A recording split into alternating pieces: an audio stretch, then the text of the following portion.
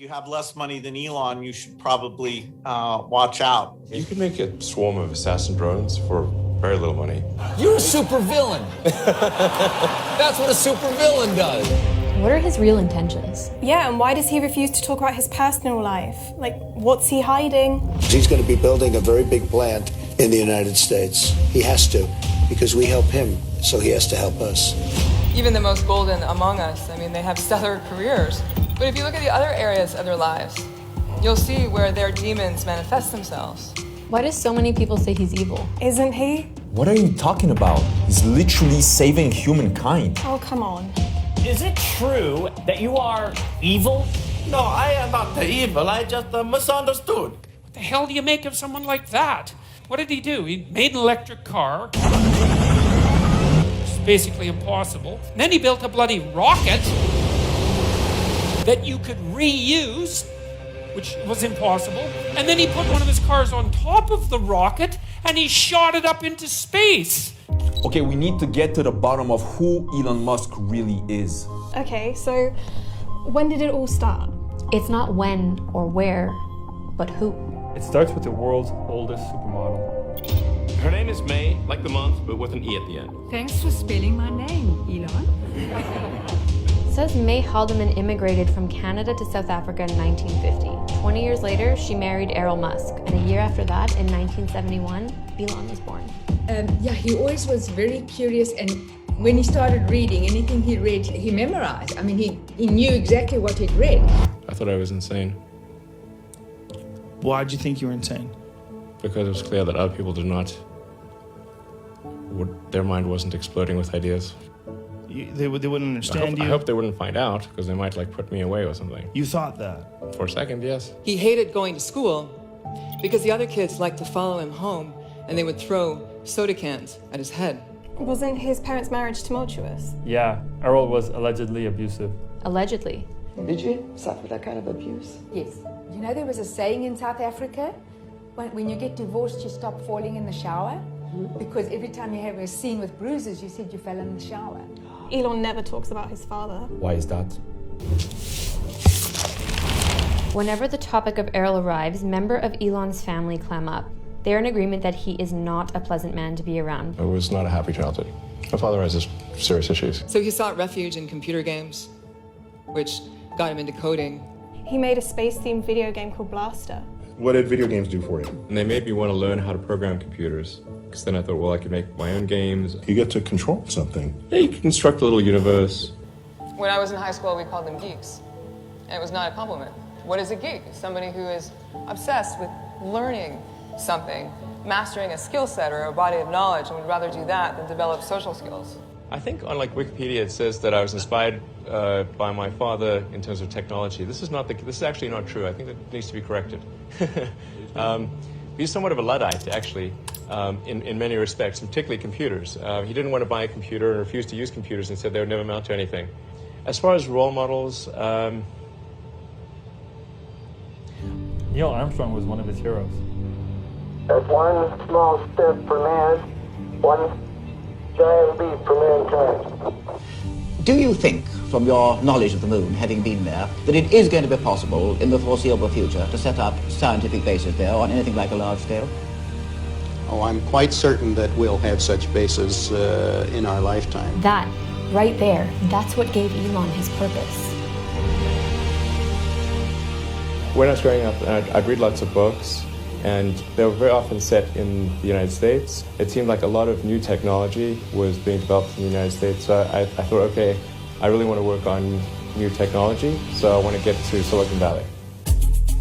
Back in '95, there weren't very many people on the internet, and certainly nobody was making any money at all. Most people thought the internet was going to be a fad. In the following years, he founded Zip2 and then PayPal. So this is an ATM. What we're going to do is transform the traditional banking industry. I met him when I was 18, he was 19. We were at college. Science fiction novelist Justine Wilson.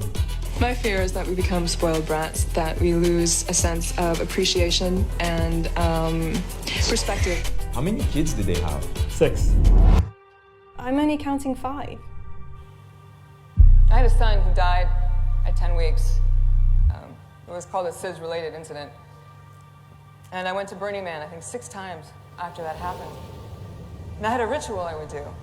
And I would go to the Temple of Loss. But I always found a place on one of the walls, and I would write, Nevada Alexander Musk. He was a good baby. And then they would set the temple on fire. And that ritual was incredibly comforting to me. Did Elon ever talk about it? No. He just threw himself into his work. There need to be things that make you look forward to waking up in the morning. You wake up in the morning, you look forward to the day, forward to the future. A future where we are a spacefaring civilization and out there among the stars, I think that's very exciting. We create a parallel world to escape the world that rejects us, or the world that we find too painful to live in. But some people are so good at doing this and master such an amazing skill set that they take their world and they infuse it into our world and they change the world. And these are the people we call visionaries. 2008, the rocket company is not going well. You've had 3 failures. Great. The car company is hemorrhaging money. Yeah, each month that passes is literally costs us tens of millions of dollars. I mean, we need to appreciate that. And the American economy has tanked in the worst recession since the Great Depression. Right. This is serious. This is a major threat to our economy. Move it there! What was that year like for you? And I'm getting divorced, by the way. Add to that. And then came the betrayal. Who betrayed him? SpaceX's lack of experience bothers some NASA legends like Apollo astronauts Neil Armstrong and Gene Cernan. But having cut my teeth in rockets more than 50 years ago, I am not confident. Now is the time to overrule this administration's pledge to mediocrity. You know, there are American heroes who don't like this idea. Neil Armstrong, Gene Cernan, and I wonder what you think of that. I was very sad to see that because those guys are, yeah. You know, those guys are heroes of mine, so it's really tough. They inspired you to do this, didn't they? Yes. And to see them casting stones in your direction. It's difficult. Did you expect them to cheer you on? So they're hoping they would. What are you trying to prove to them? I think he understood at that moment that he would never fit in. But I think people can choose to be not ordinary. You know, they can choose to not necessarily conform to the conventions that were taught to them by their parents. So yes, I think it's possible for ordinary people to choose to be extraordinary. But the edge can be a very interesting place to be. I mean, it can be lonely and painful and sometimes dangerous, and I don't mean to underplay any of that. But it's also the place where something is in the process of turning into something else. Revolution enters at the edges. Well, we've spent part, if not most, if not all of our lives trying to amputate those parts of ourselves that did not fit. You know, we've tried to be pleasing and we've tried to do what's expected, and we suck at it. And we eventually reach a point where we realize that we are so depressed or stuck or numbed out that the only way to save ourselves is to figure out how to be ourselves on purpose.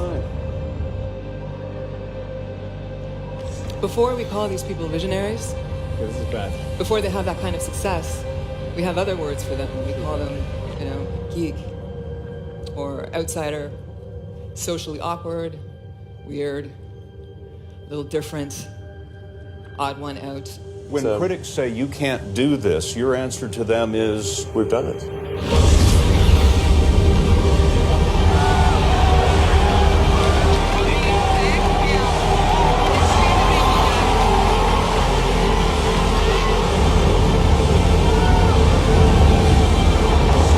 That's what outsiders do. They don't change the world from within by fitting in or conforming. They change the world by creating a new one.